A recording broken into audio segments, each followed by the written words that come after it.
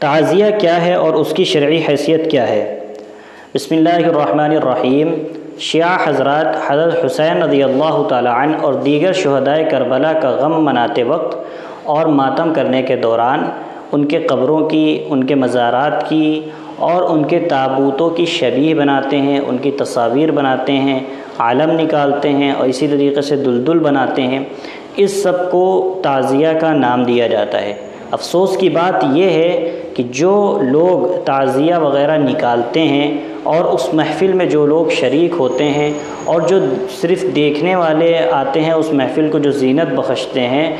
ایسے لوگ، اکثریت ایسی ہے ان لوگوں میں جو تعزیہ کو جانتے ہی نہیں ہیں کہ اس کی حقیقت کیا ہے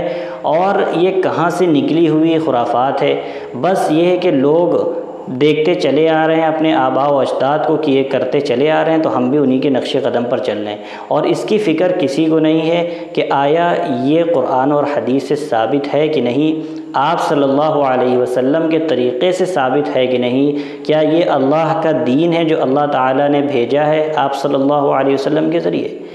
کسی کو فکر نہیں ہے، بس لوگ دیکھتے چلے آ رہے ہیں، ہمارے آباء و اجداد ایسا کرتے چلے آ رہے ہیں، ہم بھی انہی کے نقش قدم پر چل رہے ہیں۔ تو اس کو شیعہ حضرات کی یہ رائج کردہ خرافات ہے، بدعات ہے،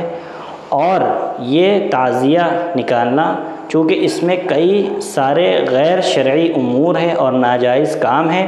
جس کی وجہ سے تعزیہ نکالنا ناجائز ہے، بدعت اور خرافات ہونے کی وجہ سے۔ اور اس میں غیر شرعی کام کیا ہے؟ مثال کے طور پر اس میں ماتم کیا جاتا ہے، سینہ پیٹا جاتا ہے، سر پیٹا جاتا ہے، ایک دوسرے سے لڑائی ہوتی ہے، اور اسی طریقے سے صحابہ کرام رضوان اللہ علیہم اجمعین پر تبرہ بازی کرنا، ان کو برا بھلا کہنا، یہ اس محفل میں ہوتا ہے۔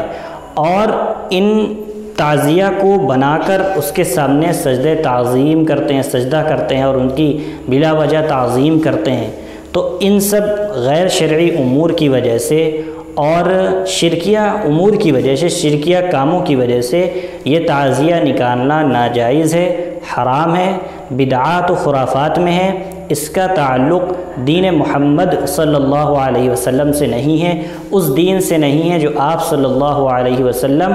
ہم لوگوں کے لیے لے کر آئے۔ اللہ تعالیٰ نے فرمایا لَقَدْ كَانَ لَكُمْ فِي رَسُولِ اللَّهِ أُسْوَةٌ حَسَنَةٌ، تمہارے لیے رسول اللہ صلی اللہ علیہ وسلم کی زندگی میں اسوہ حسنہ ہے، آب حیات ہے، ایک اچھی زندگی ہے۔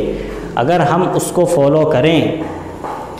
تو ہماری زندگی کسی آب حیات سے کم نہیں ہے۔ آپ صلی اللہ علیہ وسلم کی زندگی میں شروع سے لے کر